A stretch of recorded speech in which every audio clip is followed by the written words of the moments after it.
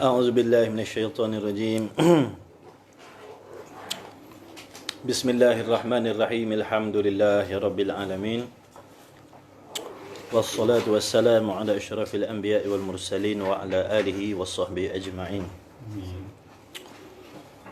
اللهم صل وسلم على سيدنا وحبيبنا وشفيعنا محمد صلى الله عليه وآله وسلم أستغفر الله العظيم الذي لا إله إلا هو الحي القيوم وأتوب إليه أستغفر الله العظيم الذي لا إله إلا هو الحي القيوم وأتوب إليه أستغفر الله العظيم الذي لا إله إلا هو الحي القيوم وأتوب إليه ولا حول ولا قوة إلا بالله العلي العظيم ولا حول ولا قوة إلا بالله العلي العظيم ولا حول ولا قوة إلا بالله العلي العظيم حسبنا الله ونعم الوكيل على الله توكلنا لرضاء الله تعالى الفاتحة أعوذ بالله من الشيطان الرجيم بسم الله الرحمن الرحيم الحمد لله رب العالمين الرحمن الرحيم مالك يوم الدين إياك نعبد وإياك نستعين اهدنا الصراط المستقيم صراط الذين أنعمت عليهم غير المغضوب عليهم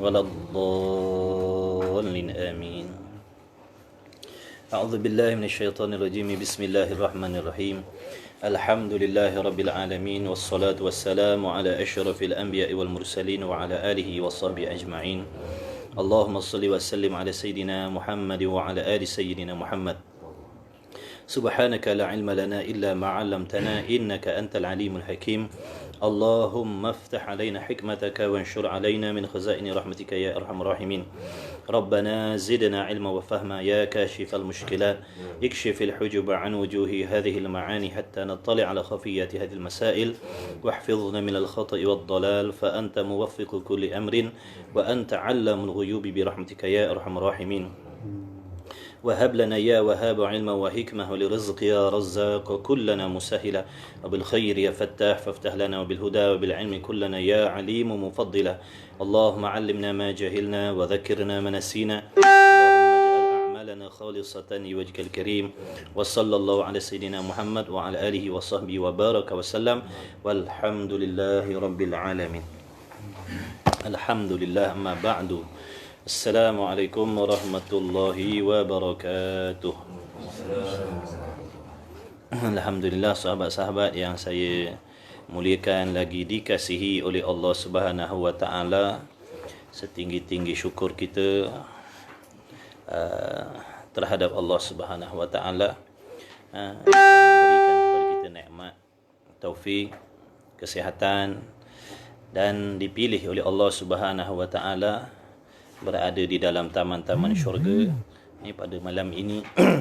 Diharapkan teman-teman yang hadir sekalian sihat walafiat semuanya insya-Allah, dan sama-sama kita memperbetulkan dan memperbaiki niat-niat kita di dalam menghadiri majlis ilmu kita. Mudah-mudahan Allah mengurniakan kepada kita ilmu yang bermanfaat, ilmu yang berkat, yang diberi taufik oleh Allah untuk beramal dengan ilmu. Jadi alhamdulillah. Jadi kita sangat-sangat bertuah kerana dipilih oleh Allah Subhanahu wa taala menjadi penuntut ilmu. Yang mana di antara golongan yang sangat sangat mulia di atas muka bumi adalah orang yang menuntut ilmu. Ilmu akhirat lebih-lebih lagi. Kerana sabda Nabi sallallahu alaihi wasallam, "Idza jaa al-maut li talibil ilmi wa huwa ala hadhihi al-halah mata wa huwa syahidun," kata Nabi sallallahu alaihi wasallam. Ini kelebihan orang yang menjadi penuntut ilmu. Jadi penuntut ilmu ni tak kisah di mana-mana, di madrasah, di pondok, di tahfiz, di rumah, di dewan, di mana-mana tak kisah. Mana apabila niat kita betul nak belajar ilmu akhirat, dengan niat nak beramal dengan ilmu, nak memperbaiki amal ibadah kita kerana Allah, maka dengan sendiri kita dah termasuk dalam golongan orang yang menuntut ilmu. Umur tak jadi ukuran. Umur tak menjadi ukuran. Siapa kita tak menjadi ukuran. Sebab menuntut ilmu ni Allah perwajibkan di atas semua orang. Bukan menuntut ilmu ni untuk orang yang baik. Menuntut ilmu ni kewajipan. Kita sembahyang bukan dengan sebab kita baik. Kita sembahyang sebab diwajibkan oleh Allah. Kita menuntut ilmu bukan dengan sebab kita orang baik, sebab diperintah oleh Allah. Jadi solat menuntut ilmu bukan untuk orang baik. Untuk sekalian mukallaf. Orang-orang yang diberatkan hukum hakam Allah, orang yang berakal, orang yang baligh, yang sampai seruan agama Islam pada tempat dia, yang boleh mendengar, boleh melihat, maka wajiblah menuntut ilmu. Sungguh pun kita orang yang senantiasa melakukan dosa tiap-tiap hari, itu bukan bermakna kita ni boleh mengecualikan diri kita daripada kewajipan yang Allah perintah. Jadi sabda Nabi sallallahu alaihi wasallam tadi, idza ja'al mautu, apabila datanglah mati, apabila telah datang oleh kematian, bagi seorang penuntut ilmu tu, padahal dia masih lagi menjadi penuntut ilmu, kata Nabi sallallahu alaihi wasallam, wa huwa syahidun, matinya syahid. Matinya syahid. Sebab tu kita kena kekalkan niat kita nak belajar ni sampai kita mati. Bukan kita nak belajar ni sampai kita pandai. Kita nak belajar sampai kita mati, sampai nyawa kita diambil oleh Allah. Mudah-mudahan Allah Ta'ala qabul, amin. Baik, insya-Allah kita sambung kitab kita yang pertama, kitab Faridatul Faraid, kitab Tauhid. Pada muka surat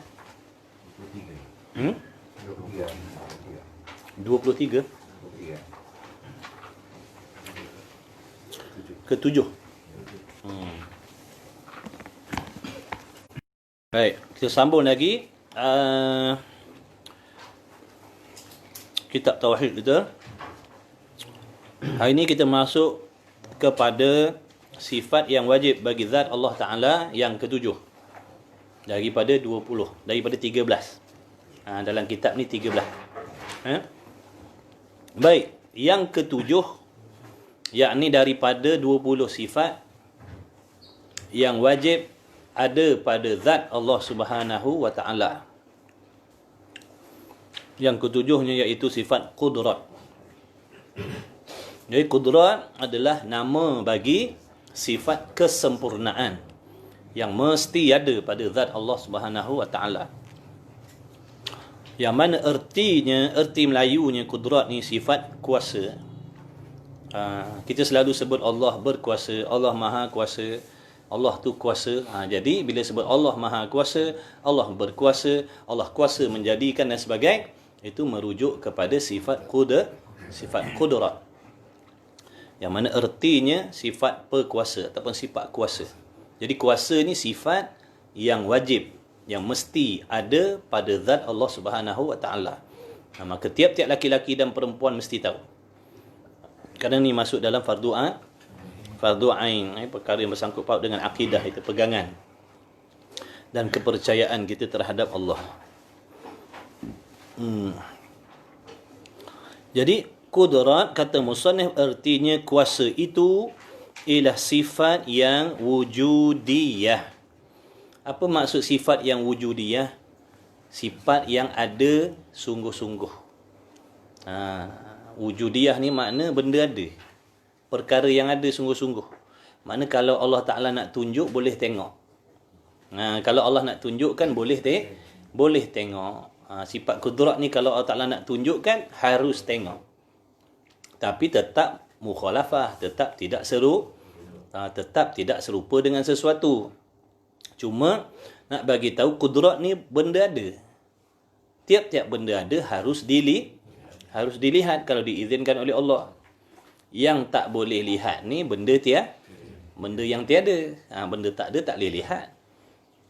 Tak ada, nak lihat macam mana?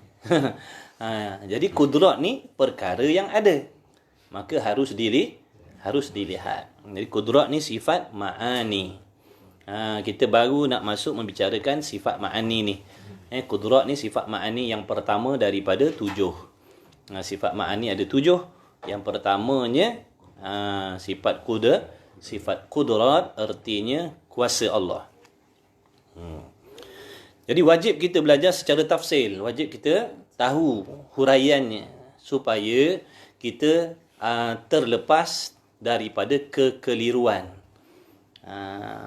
Takut kita keliru kuasa yang ada pada Allah dengan kuasa yang ada pada makhluk. Sebab tu wajib kita belajar secara tafsil, wajib huraikan supaya kita faham, supaya tidak keraguan, tidak kesamaran, tidak keliru, tidak bertukar. Jangan sampai kita mensyirikkan sifat kudrat Allah dengan sifat kudrat yang ada pada makhluk. Tu tujuan disuruh huraikan tu. Bila huraikan baru nampak perbezaan. Oh, kudrat Allah begini. Oh, kudrat makhluk begini. Peranan sifat kudrat begini. Jadi kalau kita tak huraikan, nanti takut banyak salah faham tentang kudrat Allah ni. Sehingga ada yang mengatakan Allah kuasa kalau Tuhan nak menjadikan anaknya. Allah kuasa kalau Allah nak menjadikan anaknya. Allah kuasa kalau Allah nak buat tempat dia. Makna dia cakap macam tu, makna salah. Dia kata Allah kuasa nak menjadikan tempatnya kalau Tuhan kehendak. Tuhan kuasa kalau Tuhan kehendak, Tuhan kuasa nak buat anak dia. Tuhan kuasa kalau Tuhan kehendak, Tuhan kuasa nak buat tempat tinggal dia. Jadi bagi kita yang tak belajar, sekali nampak, sekali faham perkataan tu macam betul. Tetapi salah perkataan tu. Salah perkataan tu. Nanti huraian dia kita tengok. Jadi kudrat ni dia ada ta'alluq, dia ada urusan, dia ada peranan dia. Baik. Artinya kuasa itu ialah sifat yang wujudiyah lagi sedia. Maksud sifat yang wujudiyah lagi pula sedia. Maksudnya tidak ada permulaan bagi adanya kudrat pada zat Allah. Jadi kudrat ni bukan sifat yang baharu. Kudrat ni sifat yang sedia kala. Bukan sifat yang baharu. Kalau baharu, maknanya sesuatu yang ada permulaan. Sebagai contoh dikatakan asalnya Tuhan tu lemah. Kemudian baru dia kuasa. Asalnya dia lemah, kemudian baru dia berkuasa. Kalau begitu, menunjukkan sifat kuasa tu baharu. Ini tidak. Bukan begitu. Jadi sedia kala lagi Allah Ta'ala berkuasa. Sedia kala lagi Allah telah bersifat dengan kuasa. Bukan baharu Allah Ta'ala kuasa. Tak, sedia kala. Ada pun sifat kudrat kita baharu. Sifat kudrat yang ada pada kita makhluk ni baharu. Lagi pula sifat kudrat yang ada pada kita tidak boleh memberi bekas. Tak boleh memberi kesan apa-apa pun sifat kudrat yang ada pada kita ni. Kudrat makhluk tak boleh memberi apa-apa pun. Sama ada manfaat ataupun mudarat. Yang boleh memberi manfaat dan mudarat ni hanya kudrat Allah. Kalau seseorang itu mengatakan kudrat makhluk boleh memberi bekas, maka dia telah mensyirikkan sifat Allah. Telah mensyirikkan sifat Allah dengan makhluk. Merosakkan akidah. Baik. Jadi sifat yang wujudiyah, sifat yang ada. Bila disebut sifat yang ada, nak keluarkan sifat yang sungguh. Kan kita dah belajar, ada jenis sifat yang ada jenis sifat yang sungguh kan. Macam kita cakap warna putih pada kertas. Warna putih pada kertas sifat yang ada, lagi pula sungguh. Nipis pada kertas adalah sifat yang tiada, tetapi sungguh. Jadi warna putih dengan nipis dua-dua sifat. Putih pun sifat, nipis pun sifat. Tapi putih sifat yang jenis ada. Nipis sifat yang jenis sungguh. Nipis sifat yang jenis sungguh. Makna perkara yang hanya dipaham oleh akal kita. Nak tengok, nak pegang, nak sentuh, nipis tak boleh. Sebab dia bukan jenis ada. Dia jenis sungguh. Warna putih sifat yang jenis ada. Sebab tu boleh tengok dengan mata kita warna tu. Bila boleh kesan dengan panca indera kita, menunjukkan benda tu ada. Jadi warna putih sifat yang jenis ada. Tiap-tiap sifat yang jenis ada, dia mesti sungguh. Tiap-tiap sifat yang jenis ada mesti sungguh. Tiap-tiap benda ada mesti sungguh. Baik, tak sama macam sifat nipis tadi. Nipis pada kertas ni benda tiada. Sebab tu kita tak boleh tengok nipis. Yang kita nampak ni, yang kita tengok ni diri kertas. Yang kita sentuh ni diri kertas. Cuma akal kita faham. Apabila tengok keadaan kertas ni begini, akal kita mengatakan ini nipis. Mana akal faham yang kata nipis tu. Sesuatu perkara ataupun suatu sifat yang hanya difaham oleh akal fikiran. Namanya sifat yang bangsa sungguh. Ataupun amrun i'tibari. Ini makna perkara yang hanya difaham oleh akal sahaja. Tetapi dia tidak wujud. Dia tak ada. Nipis ni tak wujud. Nipis ni sifat yang jenis subutiyah. Subutiyah ni maknanya sifat yang bangsa sungguh. Putih tadi sifat yang jenis wujudiyah. Jenis ada. Nipis jenis subutiyah. Jenis sungguh. Ingat balik kaedah tadi, tiap-tiap yang ada mesti sungguh. Tiap-tiap benda yang sungguh belum pasti ada. Okey.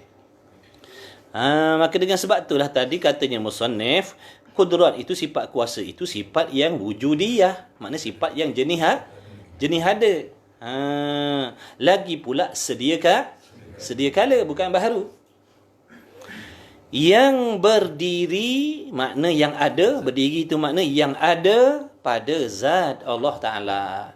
Jadi sifat kudrat ni duduknya pada zat Allah. Jadi zat Allah tu qadim, maka sifat dia pun mestilah qadim. Setiap zat yang qadim sifatnya mesti qadim. Setiap zat yang baharu mesti sifatnya juga baharu.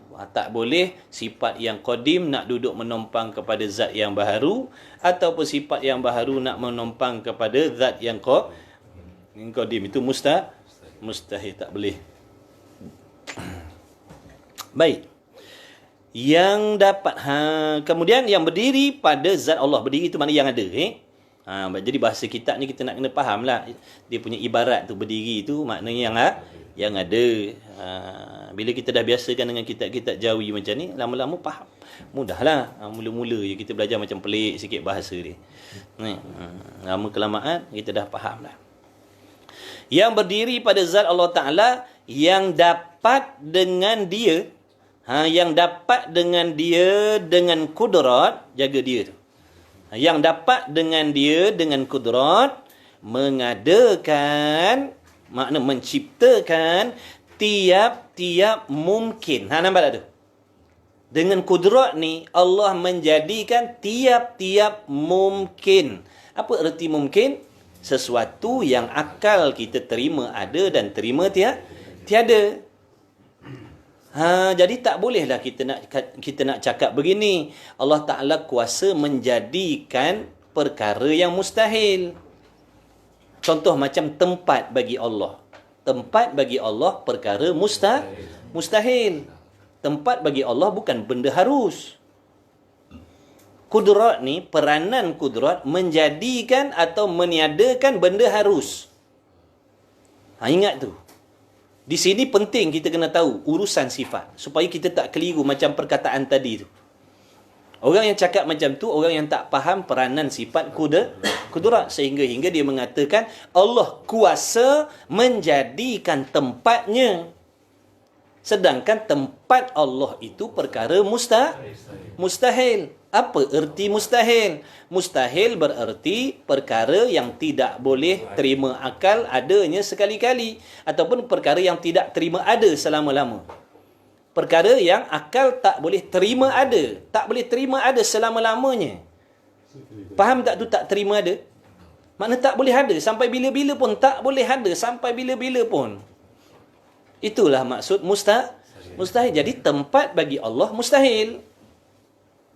Maknanya tempat bagi Allah perkara yang tak boleh terima ada selama-lama. Jadi tidak masuk dalam urusan sifat kudrat nak menjadikan. Kalau dikatakan kudrat boleh menjadikan tempat bagi Allah, jadi memberi faham tempat bagi Allah tu benda yang boleh ada. Bila benda yang boleh ada namanya harus. Kalau begitu tempat bagi Allah harus. Wal'iyadzabillah min dzalik. Jadi Allah tu kalau dikatakan harus bertempat, maknanya harus dia menyerupai jirim dan jisim. Padahal dulu kita dah belajar dalam mukhalafatuhu ta'ala lil hawadith, bersalahan Allah Ta'ala bagi segala sesuatu. Makna Allah Ta'ala tidak serupa zat, sifat dan perbuatannya dengan segala sesuatu, jirim, jisim dan sebagainya. Jadi kalau jirim, jisim bertempat, maka Allah tidak boleh dikatakan bertempat. Kalau Allah dikatakan bertempat, serupalah dia seperti jirim dan jisim. Maka mustahil. Nampak tak tu? Kita faedah belajar ilmu sifat 20 ni. Nak memberikan kita kefahaman yang lebih halus lagi tentang Allah. Sebabnya nafsu syaitan ni yang nak merosakkan akidah ni sangat-sangat halus. Kalau tidak ada penjagaan yang halus, di sinilah nanti ada ruang dan peluang akidah kita dirosakkan.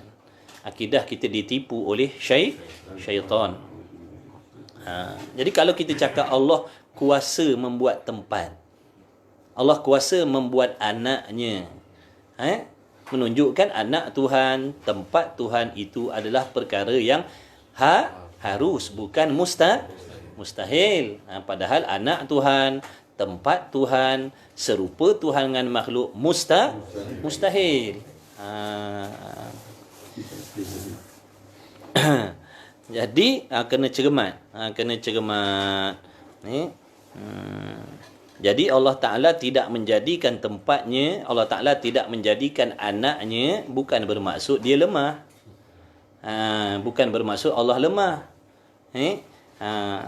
Bukan peranan kudrat, bukan kerja kudrat, bukan urusan kudrat nak menjadikan benda yang mustahil, dan bukan urusan kudrat nak menjadikan benda yang wajib. Bukan urusan kudrat nak menjadikan perkara yang wajib, kerana yang wajib itu bukan dijadikan. Yang wajib tu sedia ada. Jangan kita cakap Allah yang jadikan zatnya. Kalau kita kata Allah yang jadikan zatnya, makna zat Allah ni benda harus, benda yang boleh ada, boleh tiada. Padahal zat Allah wajib. Apa erti wajib? Sesuatu yang akal kita menghukumkan mesti ada sedia kala lagi, dan kekal ada selama-lama. Dia tak boleh berubah daripada ada kepada tiada, daripada tiada kepada ada. Bila sebut perkara wajib, sesuatu yang mesti ada selama-lama. Bila sebut mustahil, perkara yang mesti tiada selama-lama. Yang boleh berubah daripada tiada kepada ada ni perkara yang harus. Jadi jangan dikatakan Allah kuasa nak buat tempat dia, Allah kuasa nak buat anak dia, Allah kuasa nak menjadikan sifat dia, Allah kuasa nak menghilangkan sifat dia. Tak boleh lah. Sebab sifat Allah tu wajib, tak boleh binasa. Yang boleh diadakan dan ditiadakan ni perkara mungkin. Perkara mungkin. Ini perkara yang harus. Tu yang dapat dengan dia dengan kudrat, tiap-tiap mungkin. Nampak tak tu? Dia tak kata mendapatkan, mengadakan tiap-tiap benda wajib. Dia tak kata mengadakan benda yang mustahil. Dia kata mengadakan tiap-tiap mungkin. Mungkin pula, mungkin mutaqabilat. Pernah dengar tak mungkin mutaqabilat? Pernah dulu dalam kitab Misbah Munir dah jumpa dah. Mungkin mutaqabilat makna benda harus yang berpasang-pasangan, benda harus yang berlawan-lawanan. Ada lawannya tiada, hidup lawannya mati, hitam lawannya segala warna yang lain. Baik. Kejap je kita dah. Baik, tiap-tiap mungkin dan meniadakan dia. Makna dan meniadakan dia, meniadakan dia tiap-tiap mungkin atas jalan muwafakat dengan iradah. Makna apa yang nak dijadikan oleh Allah dan apa yang nak dibinasakan oleh Allah tu semuanya muwafakat, sama dengan apa yang Allah kehendak. Jadi bukan bermaksud Allah kehendak benda lain, tiba-tiba Allah buat benda lain. Allah kehendak benda lain, tiba-tiba Allah ciptakan benda lain. Mustahil. Jadi apa-apa yang Allah buat, apa-apa yang Allah binasakan, semuanya muafakat dengan kehendak Allah. Kehendak Allah tu pula muafakat dengan ilmu pengetahuannya Allah. Jadi apa saja yang berlaku, apa saja yang terjadi dalam diri kita, sekeliling kita, di sisi manusia ataupun selain daripada manusia, binatang, tumbuhan, batu, kayu, ikutlah. Tak berlaku, tak terjadi, melainkan perkara itu dijadikan oleh Allah, bertepatan dengan kehendak Allah, bertepatan dengan ilmu Allah. Sama ada benda baik ataupun sebaliknya. Semuanya daripada Allah. Allah tu siapa? Yang bersifat dengan maha mengetahui, maha adil, maha penyayang, maha pemurah, tidak zalim. Nama tak? Allah Ta'ala tu pula Tuhan yang tidak membuat sesuatu perkara yang sia-sia. Semua ada faedahnya, semua ada peranannya, semua ada manfaatnya. Cuma ilmu kita sahaja tahu dengan tak tahu.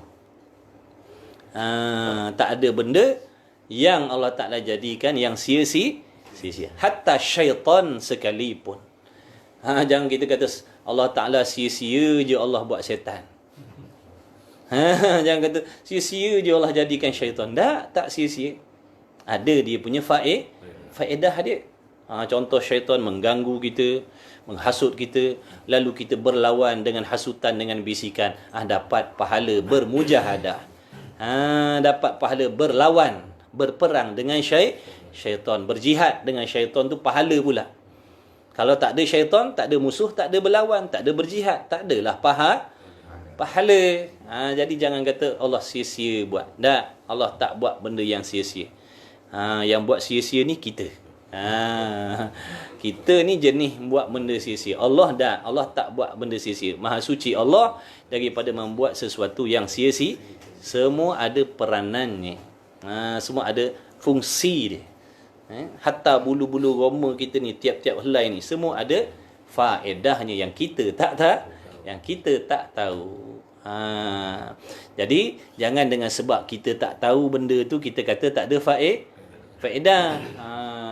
Bukan dengan sebab kita tak tahu benda tu tak ada faedah benda tu. Kita yang tak tahu faedah dia apa.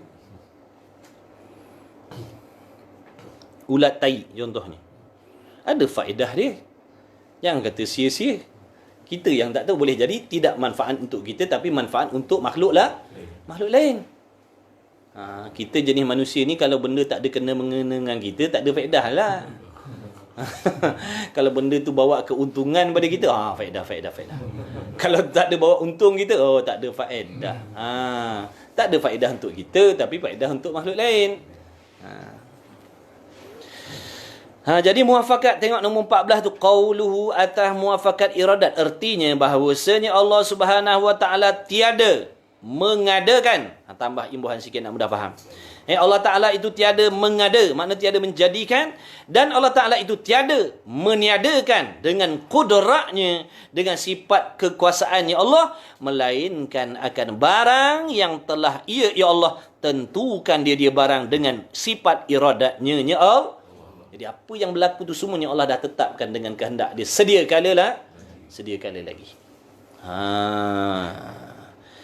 Tu orang yang kenal, orang yang tahu, orang yang faham, orang yang yakin, dia tak berani nak condemn, tak berani nak perlekeh, tak berani nak pertikai. Sebab apa? Tak berani sebab benda tu datang daripada Allah. Inilah yang menyebabkan dia jadi redha, semata-mata redha. Redha je hatinya sebab hakikat benda tu semuanya daripada Allah. Redha hatinya. Walau dapat bala pun dia redha juga. Sebab tak berlaku bala tu melainkan dijadikan oleh Allah dengan kehendak Allah berdasarkan ilmu Allah. Allah Ta'ala sahaja yang maha mengetahui apakah yang terlebih manfaat untuk kita dan apakah benda yang mendatangkan mudarat untuk kita. Jadi Allah Ta'ala tidak menganiayai kita. Jadi sebut dalam kitab sana yang nama musibah ni. Yang kata musibah ni bila kita tak sabar, baru jadi musibah. Kalau bala tadi tu kita sabar, dia jadi nikmat. Bila datang bala pada kita, kita bersabar, kita redha, kita bersangka baik dengan Allah, bala tu hakikatnya nikmat. Tapi kalau bala tu datang pada kita, kita benci, makna kita tak redha, kita jadi maknanya merungut, kita jadi meroyan, kita jadi membebel, makna tak suka dengan apa yang berlaku tadi tu, itu baru namanya musibah bagi diri kita. Sebab apa musibah? Kerana jadi dosa, mendatangkan dosa pada diri kita. Dengan sebab tak redha tadi, jadi dosa. Allah jadi benci dengan kita sebab kita tak suka dengan apa yang dah diatur oleh Tuhan yang maha bijaksana, oleh Tuhan yang maha mengetahui segala-gala. Jadi musibah lah pada kita. Tapi kalau bala tadi tu kita redha, jadi nikmat. Mana? Menambahkan pahala, menghapuskan dosa, mendatangkan redha Allah pada diri kita. Inilah di antara rahsia orang-orang yang lebih-lebih sisi Allah tu. Dia boleh redha tu sebab dia faham benda ni lah. Dia bukan sekadar faham, dia yakin pula dah. Kita ni faham-faham tapi keyakinan kita tu tak berapa. Itu yang kita pun merungut juga, mengeluh juga. Redha, apa erti redha? Seronok. Seronok ni, ada tak orang yang seronok mengeluh? Tak ada orang seronok mengeluh, kan? Dapat gaji mengeluh. Orang bagi kita duit mengeluh, dapat duit pula hari ni, mana ada seronok, kan? Kita puji, hati kita gembira, tu tanda redha. Ni kalau mengeluh itu bukan tanda redha, tu tanda benci. Jadi Allah tahulah kalau mulut kita, walaupun mulut kita mulut kita tak membebel, tak merungut, tapi Allah tahu hati kita Allah tahu hati kita merungut. Jadi nak jaga hati daripada rungut tu payah. Mulut ni boleh tahan lagi, boleh tahan juga lagi. Tapi hati tu tadi payah nak tahan daripada merungut. Padahal mulut merungut ke hati merungut ke sama sahaja pada pengetahuan Allah. Yang zahir batin tu tak ada beza pada pengetahuan Allah, sama je. Sebab tu mereka tu tahan dua-dua. Mulut pun tak mengut, hati pun tak, sebab dia yakin Allah tahu kedua-dua. Sebab apa tak nak merungut kat mulut? Allah tahu. Lepas tu hati pun Allah tahu juga. Jadi dia jaga dua-dua. Dia jaga dua-dua. Hebat orang-orang jenis macam tu. Mudah-mudahan kita diberi taufik oleh Allah. Amin. Jadi melainkan akan barang yang telah Allah tentukan. Allah yang tentukan. Allah yang tentukan. Yang maha bijak tadi. Yang maha bijak tu, yang kita sembahyang kerana dia, yang puasa kerana dia, yang bagi kita makan minum, yang bagi kita sihat, yang bagi kita suami, yang bagi kita isteri, yang bagi kita anak-anak. Dialah yang menetapkan tu, bukan orang lain. Dialah yang menyelamatkan kita daripada mudarat, yang menyelamatkan anak bini kita daripada mudarat. Dialah yang menentukan, yang menetapkan tu, bukan orang lain. Makna Tuhan yang sangat-sangat sifatnya sangat-sangat lemah lembut dan kasih sayang pada kita. Dialah yang menjadikan tu, bukan orang lain. Kalau orang lain, kalau bukan Tuhan yang jadikan, adalah peluang kita nak merungut.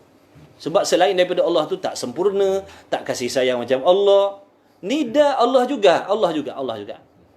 Yang bagi kita musibah tu, yang bagi kita bala tu, yang bagi kita rezeki tu, yang bagi kita makan minum tu, yang menjaga kita daripada alam roh, alam janin, alam zuriat sampai ke hari ni tu. Dia yang bagi nikmat pada kita tu. Dialah yang menentukan tu. Yang bagi bala tu pun dialah, bukan Tuhan yang lain. Dia juga. Dia juga. Jadi tak sepatutnya kita nak merungut. Kerana telah terlalu banyak budi Allah Ta'ala atas diri kita ni. Terlalu banyak. La tuhsuha. Allah Ta'ala kata dalam Quran, la tuhsuha. Kau tak boleh nak hitung punya banyaknya nikmat Allah. Nak bandingkan bala yang Allah bagi, nikmatnya tu terlalu banyak. Kita ni dilayan dengan sehabis-habis baik. Lebih-lebih lagi kita umat Nabi Muhammad sallallahu alaihi wasallam. Umat lain tak dapat layanan macam kita. Umat lain tak dapat layanan macam kita. Kita umat Nabi Muhammad sallallahu alaihi wasallam ni special. Umat yang paling disayangi, dikasihi oleh Allah. Kita ni, sedangkan kita ni bukan hamba yang taat pun. Bukan hamba yang taat pun. Kita ni hamba yang banyak kufur nikmat. Banyak kufur nikmat. Lepas tu banyak kesenangan yang Allah bagi. Jadi apalah salahnya Allah bagi kita susah kadang-kadang. Apalah salahnya Allah nak bagi susah kita kadang-kadang. Yang mana susah kita tu jauh lebih sedikit daripada kesusahan yang Allah bagi pada kekasih-kekasih dia, pada Nabi dan Rasul. Nabi Rasul pun Allah tak layan macam kita. Nabi Rasul tak makan macam kita. Kita makan mewah, makan buang-buang. Rasul tak pakai macam kita, pakai mewah-mewah, pakai buang-buang. Anak beranak ahli keluarga Nabi tak senang macam anak beranak kita. Mewah makan, mewah pakai, mewah belanja, padahal mereka kekasih Allah. Kita anak bini kita tak semayang, langgar perintah Tuhan, tapi Allah bagi kita nikmat macam. Jadi memang patut pun Allah uji kita dengan bala yang macam ni pun. Sepatutnya lebih berat daripada tu lagi, sepatutnya. Nampak tak? Jadi janganlah kita cepat nak melompat, jangan cepat terperanjat, jangan cepat melatah. Sebab nak nisbahkan bala yang Allah bagi pada kita ni sangat-sangat ringan nak bandingkan dengan umat dulu. Dengan nabi-nabi, rasul-rasul. Memang patutlah kita ni Allah bala. Dah tu Allah bala bukan dengan tujuan Allah nak naya. Allah bala dengan tujuan nak bagi nikmat. Nak ampunkan dosa kita ni. Dulu-dulu banyak buat dosa dengan Allah. Jadi dengan sebab bala kita bersabar, Allah ampunkan dosa-dosa yang dulu. Jadi Allah nak buat baik. Allah nak buat baik dengan kita, sebab tu Allah bagi bala. Bukan Allah nak naya kita. Allah nak bersihkan dosa-dosa kita dulu-dulu yang melampau batas tu. Adakah kita tak seronok dosa kita diampunkan oleh Allah? Apa gunanya kita jadi bilioner contohnya, hartawan, sultan, tapi dosa kita tak diampun oleh Allah? Apa ertinya dapat kekayaan, kemegahan, tapi dosa kita tetap tak diampunkan oleh Allah? Tak ada apa erti pun kemewahan atas dunia tu kalau kita balik dalam keadaan dosa kita tak diampun oleh Allah. Jadi Allah nak buat baik dengan kita. Macam doktor dia bagi makan ubat pahit-pahit, dia cocok punggung kita, dia jahit kulit kita. Bukan dia nak buat naya, bukan dia nak buat khianat, dia nak buat baik. Tapi kita tak kenal doktor tu. Kita ingat dia penyangak mana nak naya kita. Tapi bagi orang yang kenal doktor tadi, yang faham, lepas kena cocok punggung tadi, terima kasih doktor. Terima kasih, padahal kena cocok punggung tadi, kena telan ubat baik-baik, terima kasih dia cakap. Sebab apa? Dia faham. Kita ni sebab tak faham Tuhan, tu yang kita merungut. Padahal Tuhan nak buat baik dengan kita. Tuhan nak buat baik dengan kita, kita tak faham. Tu yang kita merungut tu, apalah Tuhan, lepas satu bala, lepas bala yang ni masalah tak selesai, datang lagi masalah yang ni pula, orang khianat, orang dengki, orang tu semuanya sumber-sumber kebajikan. Allah nak bagi pahala dengan percuma je. Orang dengki dengan kita, kita dapat pahala percuma. Ibaratnya tak payah kerja, tapi allowance dapat. Seronok tak? Bos kata, bulan ni kau tak payah kerja, aku bagi gaji je. Takkan kita tak mau? Tak cerdik lah kalau kita tak mau. Bagi orang yang cerdik, mau lagi pula dia serok. Tak payah-payah kerja 8 jam. Gaji macam biasa. Ni tak payah qiyamul lail, tak payah puasa, tak payah haji, tak payah umrah, tak payah baca Quran. Tapi pahala tu semua masuk dalam buku akaun kita. Daripada siapa? Daripada orang yang dengki dengan kita. Daripada orang yang fitnah kita. Daripada orang yang umpat kita. Seronok tak? Kalau seronok jangan jangan merungut. Kalau seronok jangan merungut. Orang nak mengumpat, alhamdulillah. Alhamdulillah lah dapat sungguh, bukan dapat olok-olok, dapat sungguh-sungguh. Dah kalau jenis yang mengumpat kita, yang berdengki tadi, jenis tak ada pahala, macam mana pula? Dosa kita masuk dalam buku akaun dia. Tak kesenang kita. Sebab tu tak payah Allah nak buat baik dengan kita. Orang fitnah kita, sebenarnya Allah nak buat baik dengan kita. Jangan tengok ke orang tu, tengok daripada mana datangnya tu. Makna orang takkan fitnah kita melainkan dengan kehendak Allah. Allah yang aturkan tu. Allah yang aturkan, Allah yang jadikan. Adalah asbab dia. Macam tu. Ni cerita je ni, beramalnya tidak. Cerita boleh sesiapa pun boleh. Gajah pun boleh terbang kalau cerita. Bersalahan Mu'tazilah. Tengok fahaman Mu'tazilah dia kata macam mana pula? Mu'tazilah ni macam mana fahaman dia ni? Yang berkata mereka itu dengan bahawasanya Allah Ta'ala menjadikan Allah akan segala kejahatan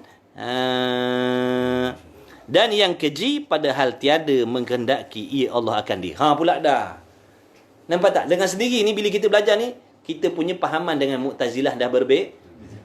Fahaman kita yang jahat, yang tak baik, Allah kehendak dan Allah jadikan. Mu'tazilah kata kejahatan Allah jadikan, tapi Tuhan tak kehendak. Tuhan tak kehendak, tapi Allah jadikan juga benda yang Tuhan tak kehendak. Dan kalau bukan dengan kehendak, orang panggil apa? Lupa, leka, lalai. Elat, tabiat, terpaksa. Nampak tak? Itu fahaman Mu'tazilah. Mu'tazilah kata Allah yang jadikan segala kejahatan, tapi Tuhan tak kehendak. Maksudnya ada benda yang Tuhan tak kehendak tapi berlaku. Itu Mu'tazilah. Kita tiap-tiap apa yang berlaku dengan kehendak Allah. Sama ada baik ataupun sebaliknya. Nampak tak? Jadi bila kita belajar ilmu sifat 20 ni dengan sendiri, kita dah boleh membezakan akidah kita dengan Mu'tazilah. Sebab Mu'tazilah ni orang fasik. Ada ulama yang mengatakan kufur. Habis tu dah dapat beza dah. Dah dapat beza dia di antara akidah ahli sunnah dan Mu'tazilah. Mu'tazilah kata yang jahat Allah buat tapi bukan dengan kehendak. Allah gak yang buat tapi Tuhan tak kehendak. Tapi Allah buat dengan tidak ada kehendak. Buat dengan tak ada kehendak. Kehendak ni lawan dia apa? Terpaksa bukan kehendak. Lupa bukan kehendak. Lalai bukan dengan kehendak. Tebiat bukan dengan kehendak. Dikeranakan oleh sesuatu bukan kehendak. Pada kita lalai, leka, lupa, terpaksa itu elat dan tabiat itu benda mustahil bagi Allah. Sebab menafikan kehendak. Allah tak jadikan sesuatu melainkan apa yang dia kehendak. Fa'alul lima yurid. Kan? Dia buat apa yang dia kehendak. Jadi apa yang berlaku, sama ada di sisi kita manusia ataupun segala-galanya ni, apa yang berlaku. Ni kipas ni berpusing, contoh pokok, makna daun-daun kayu meliuk lentuk dan sebagainya, daun-daun berguguran semuanya. Berlaku benda tu dengan kehendak Allah. Bukan benda tu jadi dengan Tuhan tak kehendak. Kan dia pentadbir sekalian alam.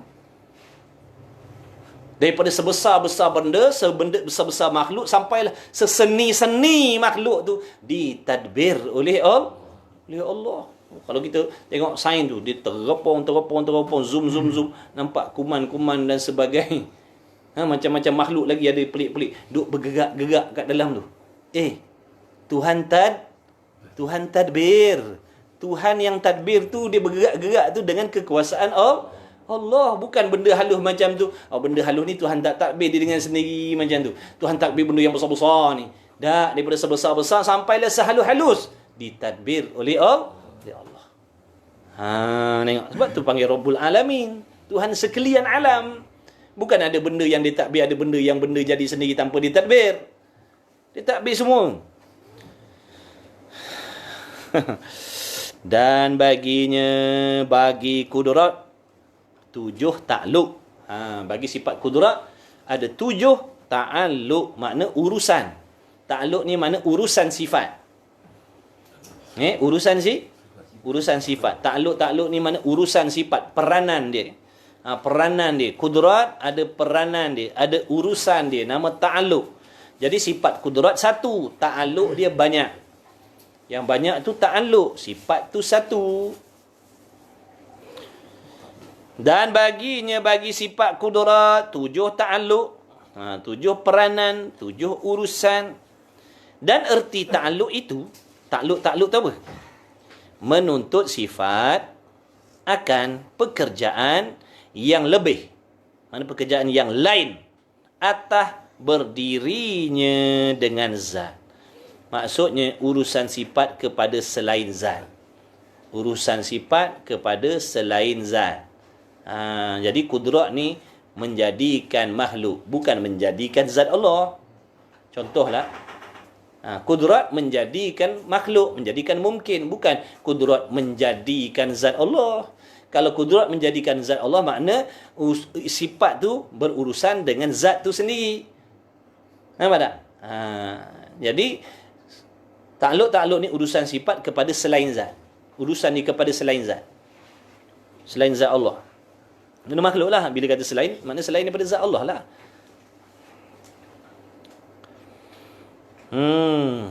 Dan tiada ta'alluq melainkan bagi sifat ma'ani jua. Yang dikatakan ta'alluq ni sifat ma'ani. Bila sebut sifat ma'ani, keluarlah sifat nafsiyah, keluarlah sifat salbiyah, keluarlah sifat maknawiyah. Jadi yang berta'alluq ni sifat ma'ani. Yang 7 tu, kudrat, iradat, ilmu, hayat, sama, basar, kalam. Kudrat, iradat, ilmu, hayat, sama, basar, kalam. Jadi makna sifat ma'ani tu ada ta'alluq, kecuali sifat hayat. Kecuali sifat hayat tidak ada ta'alluq. Hayat pun sifat ma'ani, tapi sifat hayat tak ada ta'alluq. Jadi dalam 7 sifat ma'ani ni, satu je tak ada ta'alluq, sifat hayat. Selain daripada tu, kudrat, iradat, ilmu, sama, basar, kalam, ada ta'alluq. Hayat tak ada ta'alluq. Tengok nombor 15, dia kata apa? Dan tiada dita'alluq melainkan bagi sifat ma'ani juga. Inilah perkataan yang mengatakan tidak ada ta'alluq melainkan sifat ma'ani, diiktimadkan dia oleh muhaqqiqun. Dan berkata setengah mutakallimin, mana ulama kalam, ulama tauhid, bermula beberapa ta'alluq itu bagi sifat maknawiyah. Ada juga setengah daripada ulama tauhid mengatakan maknawiyah ada ta'alluq. Dan tiada berkata seorang bahawasanya ta'alluq itu bagi ma'ani dan maknawiyah. Dan jika tiada, nescaya berhimpunlah 2 yang memberi bekah atas yang satu, atau lazimlah dinamakan tahsilul hasil. Makna nak menjadikan sesuatu benda yang dah jadi. Kemudian katanya musannif lagi, dan tiada wajib atas tiap-tiap mukallaf mengetahui beberapa ta'alluq ini. Makna tak wajib tahu. Tak wajib tahu, cuma terbaik kalau tahu. Tak tahu tak berdosa, tapi ada tempat-tempat bahaya kalau tak tahu ta'alluq. Contoh macam tadi tu, Allah kuasa buat tempat. Tu sebab tak tahu ta'alluq lah tu. Kalau dia dah tahu ta'alluq kudrat, ta'alluq kudrat hanya kepada benda mungkin. Kudrat tak bertakluk kepada wajib dan mustahil. Jadi dia tak adalah cakap Tuhan kuasa buat tempat, Tuhan kuasa menyerupai makhluk, Tuhan kuasa maknanya menyerupai makhluk, Tuhan kuasa buat anak dia. Tak adalah dia cakap macam tu, sebab dia dah tahu peranan kudrat. Kan kita selalu dengar Allah Ta'ala maha kuasa atas tiap-tiap sesuatu. Biasa memang orang cakap macam tu lah. Makna zahir ayat Quran tu kan. Sesungguhnya Allah Ta'ala atas tiap-tiap sesuatu tu kuasa. Jadi kita cakap Allah Maha Kuasa di atas tiap-tiap sesuatu. Rupanya tiap-tiap sesuatu tu, yang dimaksudkan tiap-tiap sesuatu tu adalah perkara mungkin. Allah Ta'ala Maha Kuasa atas tiap-tiap sesuatu, yakni tiap-tiap sesuatu daripada perkara mungkin. Bukan tiap-tiap sesuatu tu masuk wajib, masuk mustahil dan masuk benda harus dah. Wajib dan mustahil tak masuk dalam tiap-tiap sesuatu tu. Kerana wajib dan mustahil, benda yang sedia ada, kekal ada. Dan mustahil, benda yang kekal tiada. Dia tak boleh berubah. Jadi peranan kudrat ni mengubah-ubah. Mudah kita cakap. Peranan kudrat ni mengubah-ubah sesuatu yang harus. Daripada tiada kepada ada. Yang ada ditiadakan. Yang hidup dimatikan. Jadi peranan kudrat mengubah sesuatu. Apa yang boleh berubah? Perkara mungkin lah. Wajib tak boleh berubah. Mustahil tak boleh Mustahil tak boleh berubah. Kekal tiada. Yang wajib tak boleh berubah. Kekal ada. Bunyi ke dia? Loceng ke? Second half ke apa?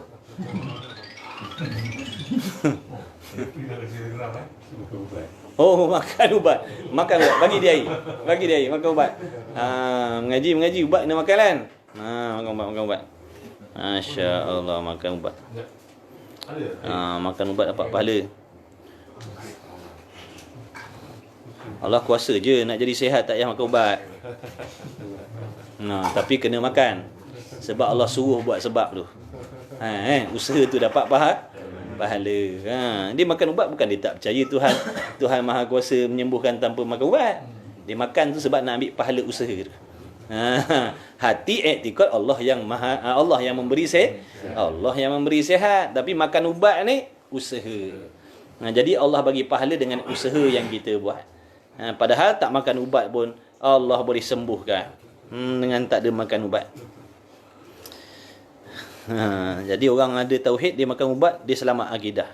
Orang tak ada tauhid, dia makan ubat, kadang-kadang boleh jadi rosak akidah apabila dia beriktikad ubat tu yang menyembuhkan. Ataupun Allah hanya boleh bagi sihat dengan makan ubat. Kalau tak makan ubat, Allah tak boleh bagi sihat. Ada yang macam tu.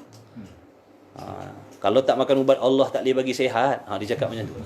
Makna Allah bergantung dengan ubat juga dalam nak menyihatkan. Ada macam tu. Itu tak ada tauhid lah tu. Tak belajar lah tu yang boleh jadi macam tu. Ni yang kita takut ni. Takut tersilap akidah. Dia pakai tu pula Ustaz. Inna Allah la yughayyiru ma qawmin tu. Allah Ta'ala tak mengubah satu kaum tu. Melainkan kaum tu sendiri. Allah Ta'ala tak mengubah nasib satu kaum melainkan kaum tu sendiri. Itu ayat tu isyarat kepada usaha dan ikhtiar. Maknanya kita nak jadi baik, kita kena usaha. Jangan jadi Mu'tazilah Jabariyah. Nak jadi baik, serah ke Tuhan. Kalau Tuhan ubah jadi baik, barulah nak jadi baik. Itu Mu'tazilah Jabariyah. Orang yang beriktikad manusia ni, hamba ni semata-mata ditekan oleh takdir Allah. Sehingga mereka tidak mempercayai manusia ni diberi peluang untuk berusaha dan berikhtiar. Takdir. Makna kalau orang dah siapkan nasi arak depan dia, dia duduk tengok. Kalau sebab apa tak makan? Insya-Allah kalau takdir Tuhan, aku makan. Ni belum takdir lagi, dia tengok. Dia tak ada nak usaha. Tu Mu'tazilah Jabariyah. Tapi kalau dalam bab makan, dia usaha. Dia pandai, dia gerakkan usaha nak gerakkan tangan dia. Mu'tazilah Jabariyah macam tu. Dia kata kita ni semata-mata takdir Tuhan. Memanglah tilik hakikat, memanglah begitu. Takkan berlaku suatu melainkan dengan kehendak Allah. Tapi Allah suruh usaha. Sebab tu Allah suruh wa aqimus solah, hendaklah kamu. Kan Allah suruh tu, hendaklah kamu sembahyang. Allah suruhlah tu. Takkan Allah suruh benda yang Allah tahu tak boleh usaha. Macam kita dah tahu meja ni memanglah tak boleh berak. Kita kata, meja sana sikit. Meja sana sikit. Kita dah tahu meja ni tak boleh bergerak. Kita kata, meja gerak sikit, tepi sikit, nak lalu. Jadi Allah suruh, hendaklah kamu sembahyang. Menunjukkan Allah suruh kita usaha. Allah tahulah dia suruh tu, makna dia tahulah yang hamba ni ada ruang dan peluang usaha dan ikhtiar. Allah Ta'ala, hendaklah kamu sembahyang, hendaklah kamu mendirikan sembahyang, hendaklah kamu berpuasa, hendaklah kamu, kan kesuruh tu. Takkan Tuhan suruh benda yang tak boleh usaha. Sebab tu Allah Ta'ala tak ada suruh menatang tu. Hendaklah kamu sembahyang wahai lembu. Tak ada pula suruh. Hendaklah kamu sembahyang wahai lembu, hendaklah kamu mengaji tauhid wahai lembu. Tak ada pula suruh. Dia suruh kepada manusia.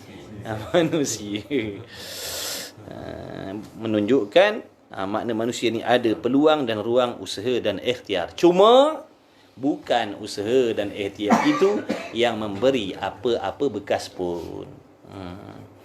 Dah usaha, dah makan ubat tak sihat juga. Barulah kata dah takdir Allah dah. Dah usaha dah macam-macam ubat dah, cuba dah gini. Tapi tak sembuh juga, mati di dalam keadaan sakit tu juga. Nak kata apa, dah takdir Tuhan dah lagu tu. Ni dah usahanya tidak takdir. Usahanya tidak takdir. Sebab apa tak menikah lagi? Sebab apa tak menikah lagi? Belum takdir. Ni Mu'tazilah Jabariyah lah ni. Tak usaha. Usahalah. Bukan jadi haram. Mana usahalah mengikut syariat. Nak cari jodoh dan sebagainya, ikut syariat, adalah jalan agama ni. Ni sikit takdir, tapi usaha tak ada. Tu dengung perkataan tu macam Mu'tazilah Jabariyah. Jadi orang yang semata-mata berserah pada takdir. Padahal tidak mahu berusaha. Dan tiada wajib atas tiap mukallaf mengetahui beberapa takluk ini. Kerana sebab apa tak wajib tahu? Kerana ia takluk bicara, makna perbahasan yang dalam, makna yang rumit daripada ilmu ini, ilmu tauhid. Jadi kalau kita tak faham pun tak berdosa. Kalau tak tahu pun tak berdosa, tapi terlebih baik tahu. Tahu sekadar yang boleh lah. Usaha untuk tahu. Sebab penting juga, pada satu sudut penting. Sebab kita tak nak masuk dalam fahaman yang macam tadi tu. Contohnya kalau kita tak tahu takluk ni, bila orang kata Allah kuasa nak buat tempat dia, silat-silat kita percaya perkataan tu. Kita boleh percaya perkataan tu. Allah kuasa, sebab yang kita faham Allah kuasa. Bila Allah kuasa, mana dia bolehlah buat tempat. Tapi bagi kita yang nak belajar, tempat ni benda mustahil. Kalau Allah boleh buat, maknanya tempat bagi Allah tu harus. Faham tak? Habis, wallahu a'lam. Jadi sikit-sikit je. Ada masa baca banyak, ada masa baca sikit. Ada masa kita ponteng.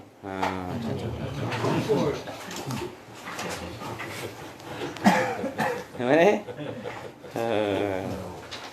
Biasalah tu. Setengah jam. Balik awal. Ngantuk ni. Muka surat apa? Ngaji, kalau sekolah cikgu bagi balik awal seronok tak? Melompat tak kita? Melompat, balik biasa pukul 2. Hari tu pengumuman, dia kata kan, pelajar hari ni kelas kita tamat pukul 11 pagi. Dia punya bahagia. Masya Allah, tabarakallah. Bukan main seronok kita. Cikgu kata balik awal pukul 11. Biasa pukul 2 balik. Mengaji pun macam tu juga. Lagi seronok lagi daripada sekolah. 213. Cikgu seronok dalam cakap. Bukan anak murid je seronok balik awal. Cikgu seronok balik awal. Muka surat apa? 213. Banyaklah cetakan ni kosong. Ada. Bismillahirrahmanirrahim. Setengah jam insya-Allah. Setengah jam ke 20 minit tengok. Bab yang ketujuh pada menyatakan tawakal. Ni tawakal ni. Tawakal ni sifat hati. Tawakal ni amal hati, bukan amal anggota. Tawakal ni amal hati, bukan amal anggota. Orang yang berusaha bukan maksud dia tidak tawakal. Jangan kita ingat tawakal ni meninggalkan usaha. Jadi kalau kita tak faham, orang bekerja kita kata apa tak tawakal. Jangan macam tu. Tawakal ni ibadat hati. Dia bekerja tapi hati tak percaya langsung dengan kerja dia.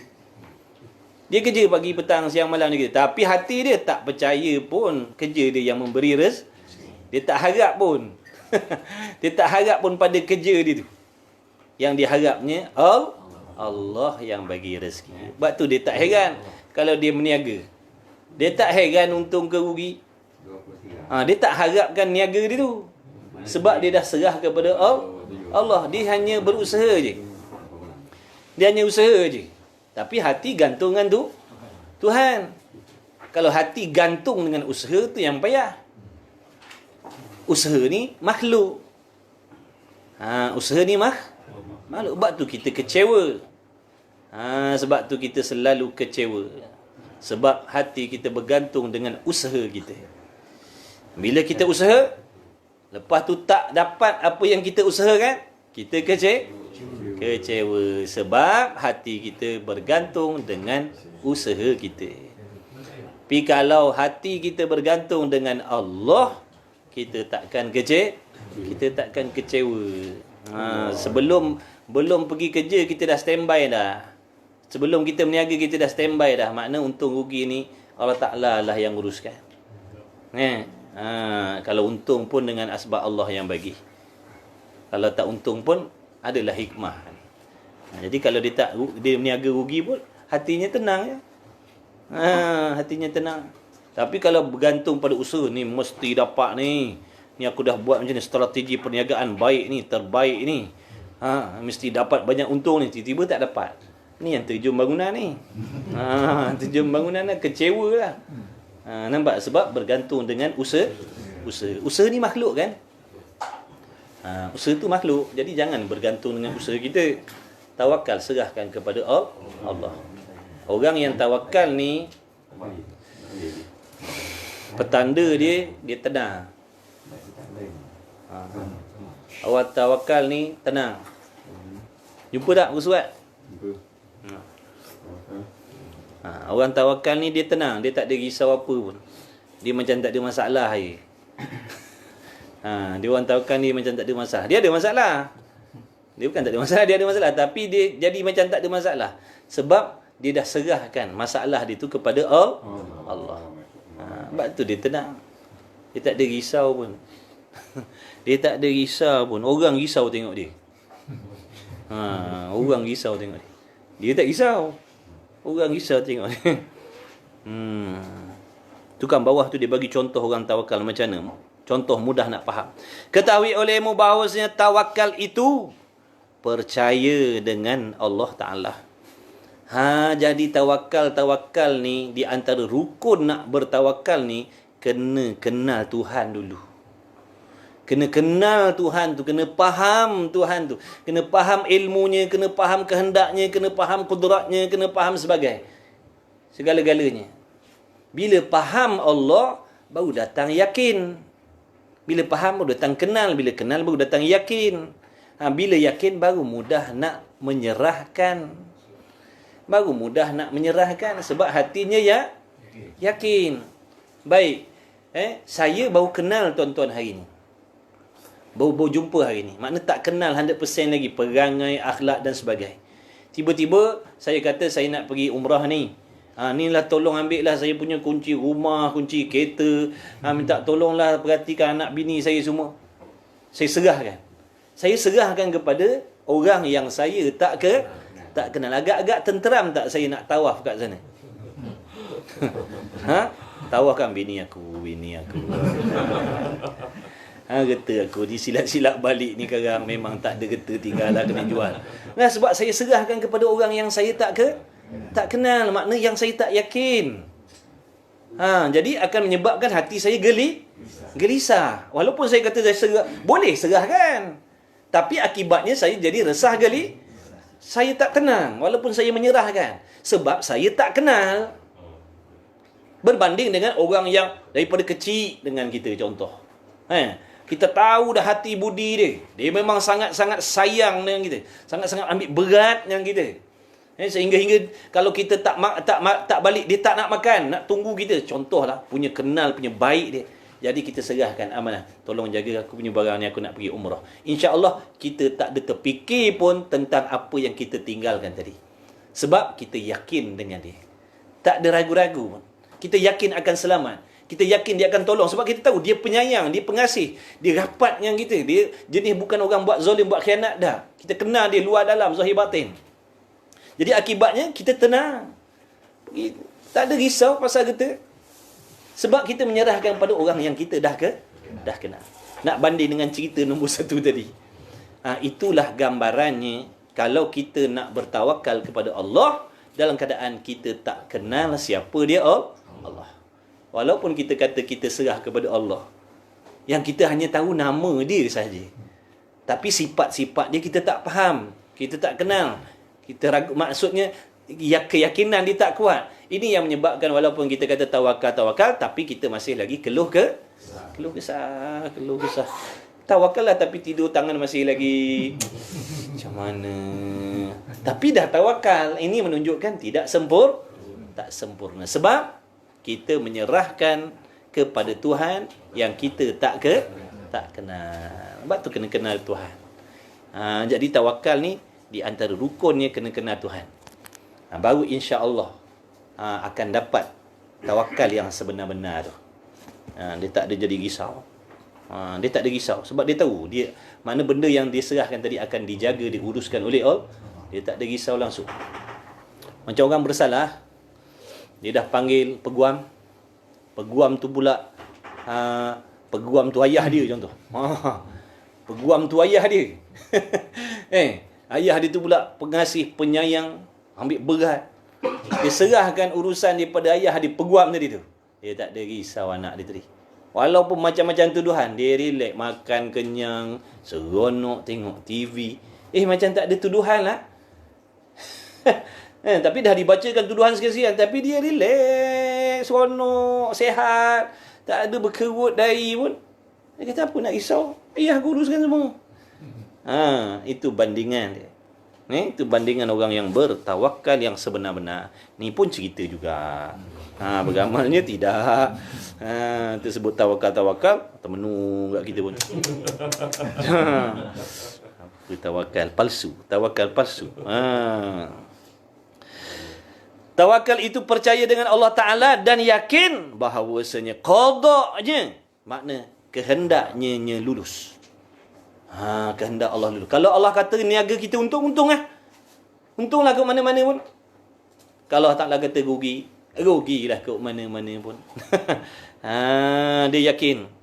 Dia yakin kehendak Allah pasti lulus. Apa dia nak risau? Dan mengikut akan sunnah Rasulullah sallallahu alaihi wa alihi wasallam, dan berusaha pada barang yang tak dapat tiada daripadanya barang, daripada makanan dan minuman dan pakaian, dan berusaha memelihara diri daripada seteru seperti yang memperbuat akan dia oleh sekalian Nabi alaihi salatu wassalam.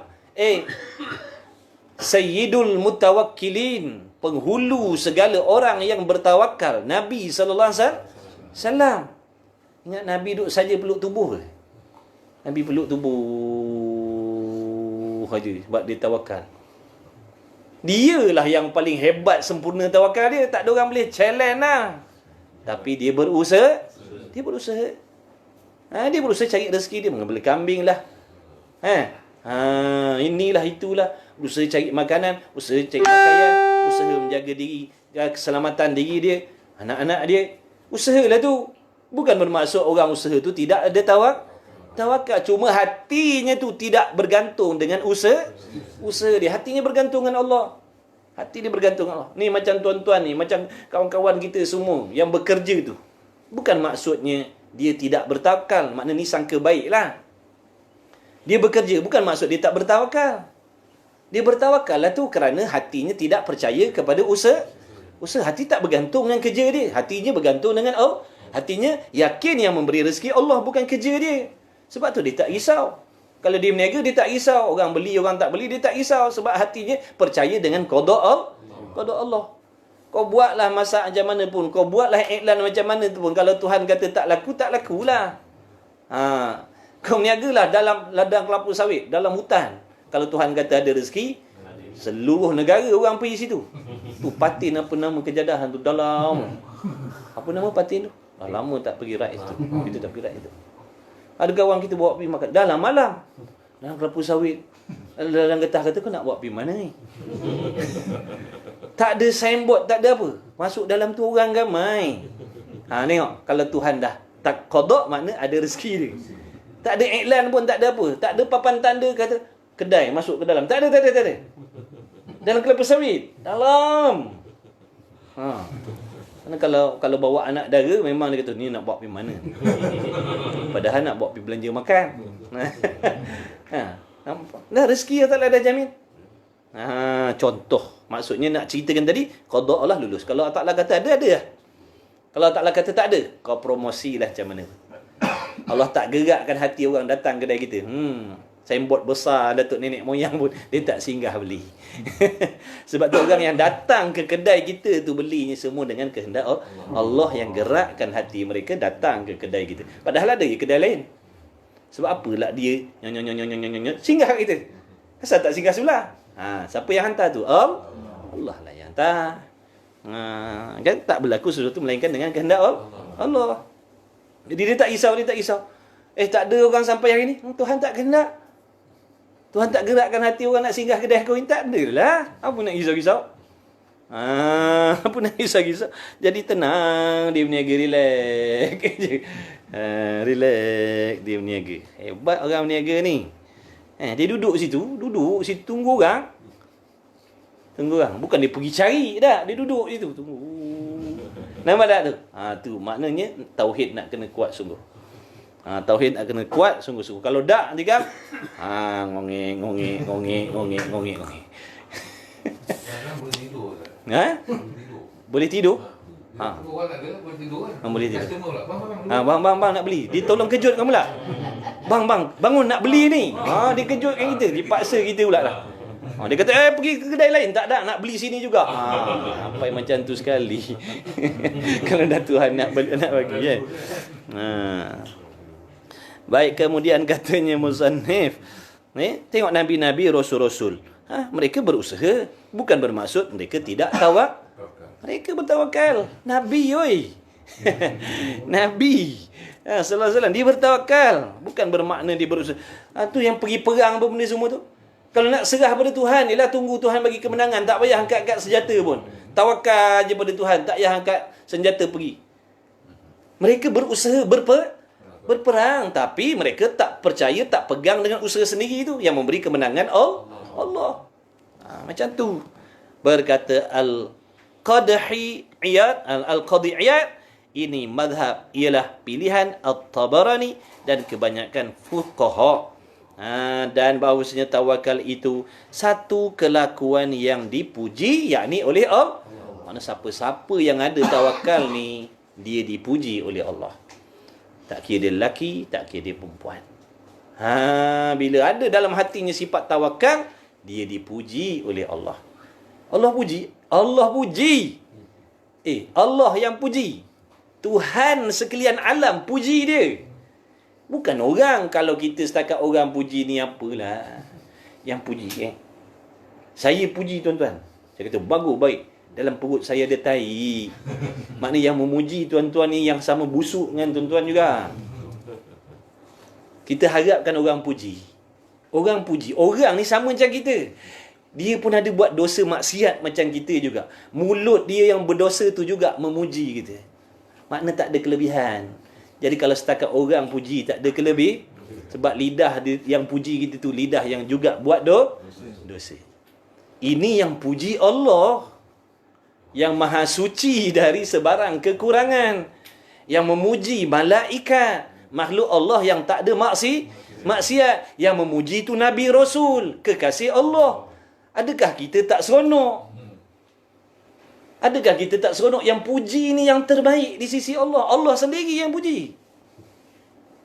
Ni kalau setakat orang puji, apa yang kita nak seronok kan?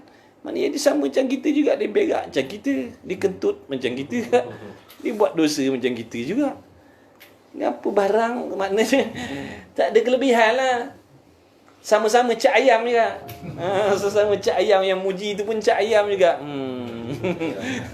Ni Allah puji, oh terbaik. Kalau Allah puji terbaiklah, tak boleh lawan lah. Rasul puji terbaik, tak boleh lawan. Orang yang hebat-hebat ni namanya disebut-sebut oleh malaikat. Macam mana kalau kita kat atas dunia ni, kita duk sembang pasal artis-artis yang makna yang menyebutkan nama-nama ni tadi orang yang yang sembang-sembang, yang kecoh tadi tu orang yang berdosa. Ni yang kecoh nama kita ni disebut oleh malaikat. Malaikat yang kecoh duk sembang sianu bisyanu, tawakal, sabar, redha dengan Allah. Kecoh dia orang duk sebut, masyhur orang ni. Begitulah orang yang hebat-hebat di sisi Allah ni, maknanya nama mereka tu masyhur di sisi malaikat duk sebut selalu. Sebab mereka seronok dengan ketaatan hamba dia tu. Tapi benda ni gaib. Benda ni tak nampak. Nah, nama pun iman. Percaya kepada benda yang tak nampak. Nah, sebab itulah iman ni nak kena yakin. Kalau tak yakin, tak berasalah benda tu. Jadi dalam bahawa tawakal itu satu kelakuan yang dipuji yakni oleh Allah, yang sebab bagi kasih Allah Ta'ala akan orang yang bersifat dengan dia. Oi, jadi kekasih Allah. Jadi kekasih Allah. Orang tawakal ni kekasih Allah. Kekasih Tuhan. Jadi kekasih Allah. Waliullah, kekasih Allah. Jadi kekasih Allah, orang tawakal ni. Kerana firman Allah Ta'ala, innallaha yuhibbul mutawakkilin. Sesungguhnya. Ni bukan cakap olok-olok ni. Bukan cakap main-main ni. Sesungguhnya. Kalau dah firman Allah, tak ada sesungguhnya pun benar dah. Kalau firman Allah, tak ada perkataan sesungguhnya pun memang betul dah. Ini Allah iringkan dengan inna litaukid, nak menyungguhkan, nak menekankan lagi hati kita yang ragu-ragu ni. Allah Ta'ala kata sesungguhnya Allah Ta'ala tu kasih dengan orang yang bertawakal. Makna memang sungguh-sungguh. Tak payah ragu-ragu dah, memang sungguh-sungguh Allah kasih kepada orang yang tawakal ni. Orang yang ada tawakal ni Allah sayang dia, Allah kasih dia. Walaupun dia dibenci oleh manusia, Allah sayang sangat dengan dia. Oh, kekasih Allah. Bila dah Allah kasih, mudahlah hidup di dunia akhirat. Maha kaya yang kasih dengan kita tu. Maha pemurah yang kasih dengan kita tu. Maha memberi bekas. Maha mengetahui. Maha mengerti. Maha memahami. Dia yang kasih kepada kita. Oh, tak payah risau-risau lah. Kalau dah yang jenis macam tu kasih sayang dengan kita. Kalau kita sesama kita ni pun ada kawan kita, dia orang kaya, dia baik hati, dia sayang dengan kita, pun mewah hidup kita. Senang hidup kita. Pun dia ikut mood juga pun. Kalau kena marah dengan bini, hilang dah dia punya mood pengasih dia tu. Ini Allah Maha Pengasih sentiasa. Dia sayang kepada hamba dia yang tawakal. Oh, hebatlah. Sebab tu tinggi makom tawakal ni. Sebab tu payah nak dapat. Tapi kena usaha. Kena usahalah. Jangan tunggu Tuhan bagi. Mana kita kena usaha dulu. Allah usaha, latih, cuba, tak boleh cuba lagi. Lama kelamaan bila Allah Ta'ala tengok kita ni bersungguh, mudah-mudahan dibantu oleh Allah. Bila Allah bantu, tak susah lah. Benda sepayah mana pun jadi mudah bila Allah bantu. Yang jadi payah ni kalau Tuhan tak bantu, benda mudah pun nak sebut Allah sehari pun, oh tak boleh sebut. Hari ni berapa kali kita sebut Allah selain daripada sembahyang? Selain daripada semayang, hari ni kita berapa kali sebut kalimah Allah. Tu. Ataupun berapa kali kita selawat hari ni. Maknanya selain daripada semayang. Semayang tu dah terpaksa sebut. Kalau tak sebut, batal semayang. Pun mujur wajib. Kalau tak wajib, tak sebut dah kita dah tu. Kan? Maknanya payah nak sebut Allah. Payah nak sebut Allahumma salli ala Muhammad tu. Kalau Tuhan tak bagi pertolongan. Jadi maka sepayah-payah pekerjaan, seberat-berat pekerjaan, kalau Allah tolong, jadi mudah. Tak jadi payah. Itu yang berlaku pada Nabi-Nabi, Rasul-Rasul, wali-wali Allah. Kita tengok dia bermujahadah, berhempah pulas, melawan hawa, nafsu, dunia. Oi, pada kita tu pekerjaan gila. Kita tak boleh buat benda macam tu. Tapi mereka dipermudahkan oleh Allah. Mudah meninggalkan benda-benda macam tu. Kita sikit punya susah lah. Sikit punya susah. Tapi mereka, sebab mereka diberi pertolongan oleh Allah. Itulah tanda-tanda mereka dimuliakan oleh Allah. Orang yang taat-taat tu, itulah tanda dia dimuliakan oleh Allah. Dia boleh jauhkan diri daripada maksiat, hatinya bersih, ibadatnya terjaga. Itulah tanda dia dimuliakan oleh Allah. Itulah tanda orang yang Allah muliakan. Nak bandingkan kita ni tahajud payah, memaafkan orang payah, suka bersangka jahat, makna kita tak dimuliakan oleh Allah seperti mana yang Allah muliakan dia. Makna kita tahu betapa jauhnya hubungan kita dengan Allah. Bila banding dengan orang macam tu. Sebab tu dalam bab akhirat ni kena tengok orang-orang macam tu, baru tahu siapa kita. Tengok orang-orang macam tu. Kita boleh pemaaf macam dia, kita boleh pemurah macam dia, kita boleh jadi bersangka baik dengan macam dia. Oh, kita tak boleh. Makna nampak kita ni tak ada apa markah lagi di sisi Allah. Tak nampak markah lagi, tak ada markah lagi.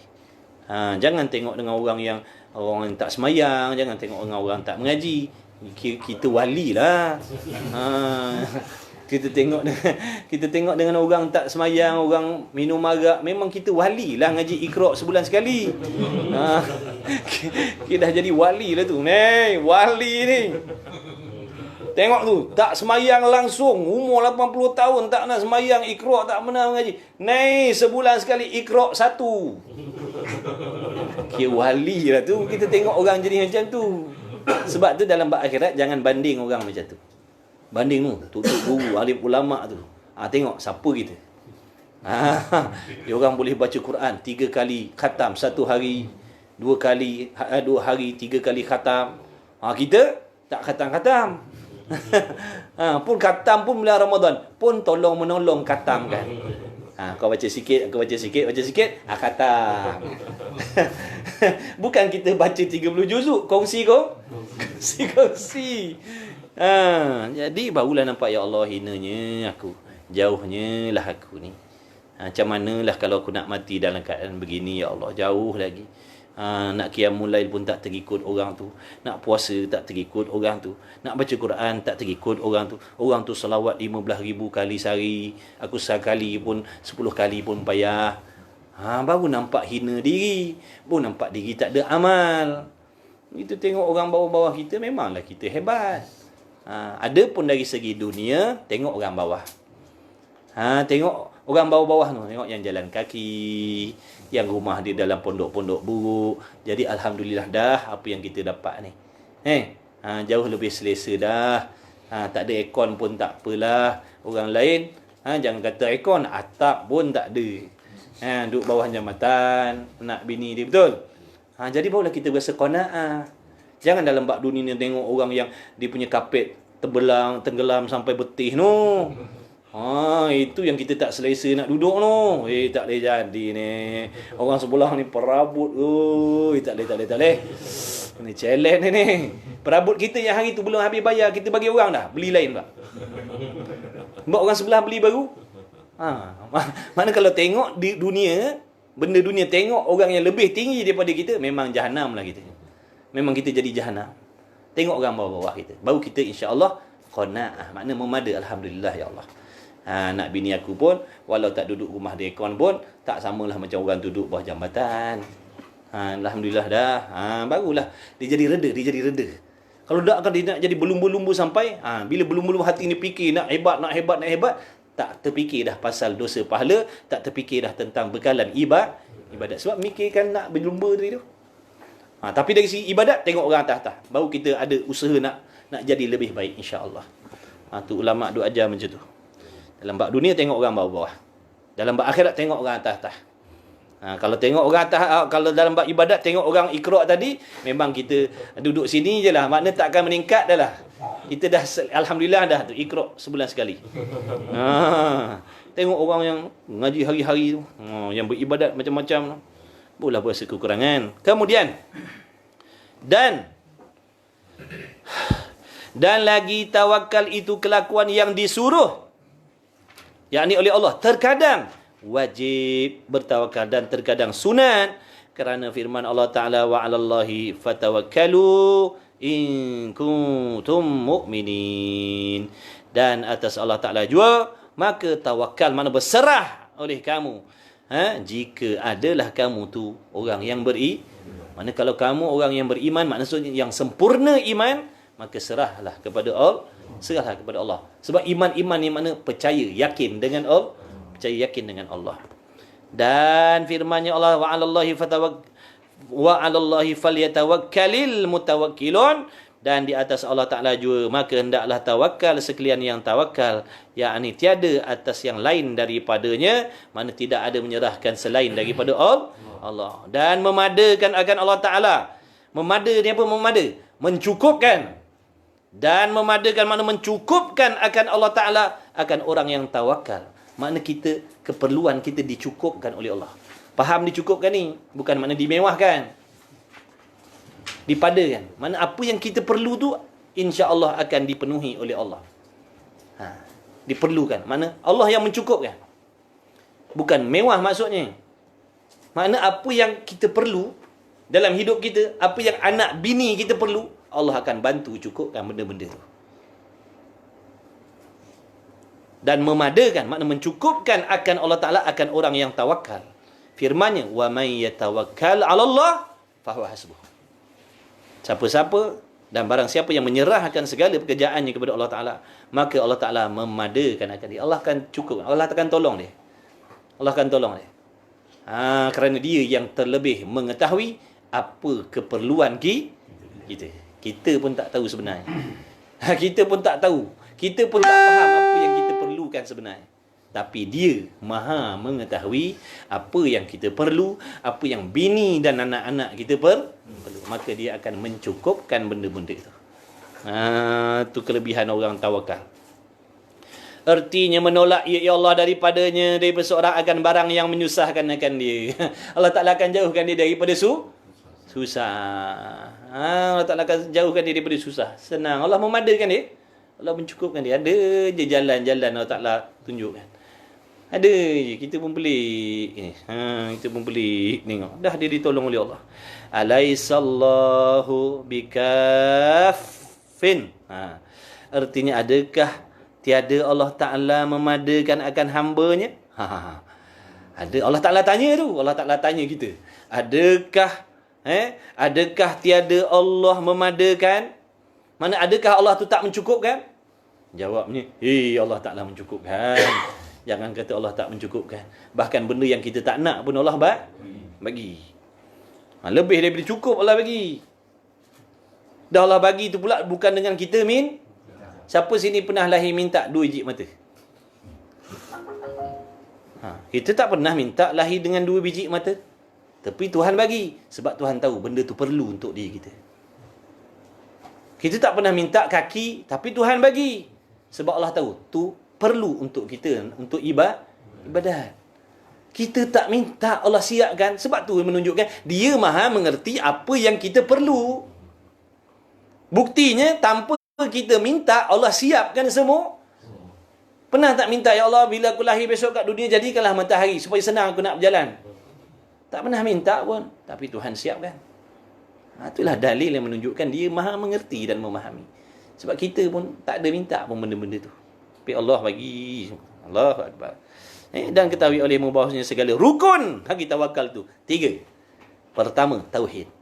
Pertamanya tahu rukun. Makna kalau tak cukup rukun, tak panggil lah ibadat tu. Kalau tak cukup rukun semayang, tak panggil semayang. Kalau tak cukup rukun tawakal, tak panggil tawakal. Kalau tak cukup rukun ni tak panggil tawakal. Mana rukun dia? Nak bertawakal ni ada rukun. Yang pertama, tauhid, mengesakan Allah. Mana dalam hati dia mengesakan Allah, dalam hatinya tak mensyirikkan Allah, dalam hatinya tak ada percaya selain daripada Allah yang boleh memberi manfaat dan mudarat. Yang kedua, kelakuan, mana perbuatan. Kena ada kerja yang kita kena buat, kena usaha. Dan yang ketiga, pekerjaan, mana ada kelakuan dan pekerjaan. Adapun tauhid, maka seperti bahawa engkau i'tikadkan dengan i'tikad yang putus, makna jazam, bahawasanya tiada yang memperbuat melainkan Allah Ta'ala. Ketunggalannya Allah, tiada yang menyengutui baginya. Kita dah belajar dulu wahdaniyah, satu pada af'al, tunggalan Allah Ta'ala pada perbuatan. Makna berlaku sesuatu bukan Allah berkongsi dengan sesuatu dalam nak menjadikan ataupun dalam nak meniadakan, semata-mata perbuatan Allah Ta'ala. Baginya Allah Ta'ala kerajaan dan puji, dan ia Allah sangat kuasa atas tiap-tiap sesuatu, yakni daripada perkara mungkin. Tu kan dia sangkut paut dengan tauhid tu. Dan ini tauhid tu asal bagi tawakal. Kerana hanya senya tawakal atas Allah Ta'ala mereka yang tiada mengiktikadkan ia akan ada yang memperbuat yang lain daripada Allah Ta'ala. Orang yang tawakal ni dalam hatinya tak ada selain Allah je. Dia pun tak percaya dengan diri dia sendiri. Sebab tu jangan percaya pada diri, percaya pada Allah. Jangan percaya pada diri kita. Diri kita makhluk, diri kita lemah, diri kita dhaif, sabar kita dhaif, akal kita dhaif. Jadi jangan percaya pada diri. Sebab itulah kita kecewa, sebab kita punya kata-kata kita tu apa? Orang panggil kata-kata apa? Semangat kita. Percaya pada diri. Salah lah percaya pada diri. Diri ni makhluk. Bila saya kata saya percaya dengan diri saya, sebenarnya sama macam saya percaya dengan diri tuan-tuan. Sebab kita sama je makhluk kan. Mana bila saya kata percaya pada diri, mana saya percaya pada makhluk. Mana percaya pada Allah.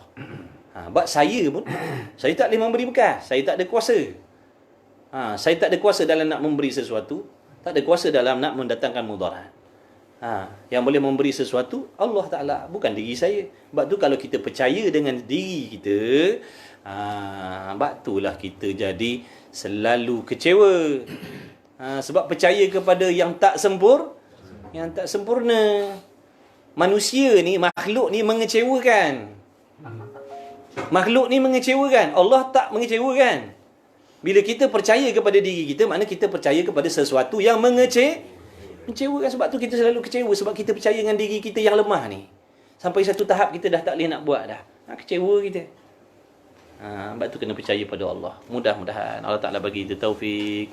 Mudah-mudahan insya-Allah. Wallahu a'lam wa ilmuhu atam. Setakat situ sahaja, mudah-mudahan dengan berkat majlis ilmu kita sembang-sembang ni, dengan berkat tuan pengarang kitab, dengan berkat majlis ilmu, dengan berkat para malaikat yang berhimpun dalam majlis ilmu, dengan berkat keikhlasan hati sahabat-sahabat yang hadir, mujahadah sahabat-sahabat yang hadir, mudah-mudahan Allah Ta'ala, kita berdoa kepada Allah, kita bertawasul kepada Allah dengan tuahnya junjungan besar Nabi kita Muhammad sallallahu alaihi wasallam.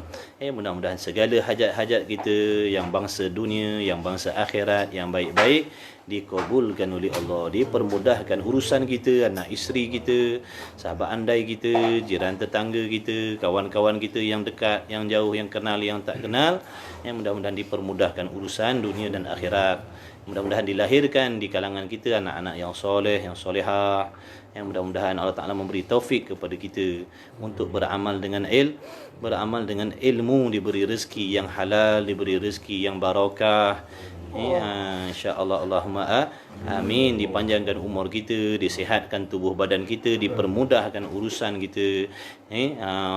Mudah-mudahan Allah Ta'ala mendekatkan kita, Allah Ta'ala mendatangkan kepada kita insan-insan yang boleh memberi manfaat kepada kita dunia dan akhirat. Allahumma amin. Mudah-mudahan Allah Ta'ala jadikan kita hamba yang sangat-sangat banyak bersabar, bertawakal kepada Allah, bersyukur dengan nikmat, bersabar dengan bala.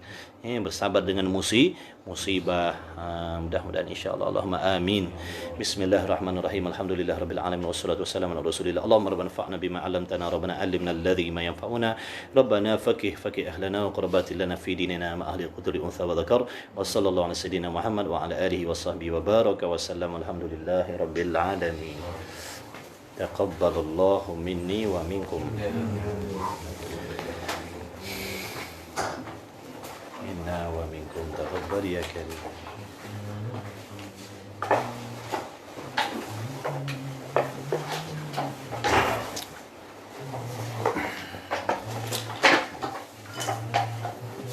Alhamdulillah. Pak minum. Alhamdulillah.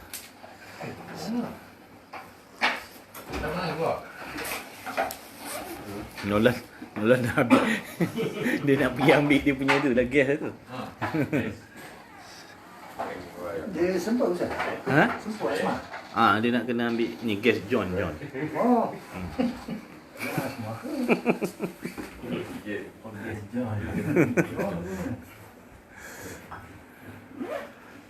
Alhamdulillah, insya-Allah. Jumpa lagi insya-Allah. Assalamualaikum warahmatullahi wabarakatuh.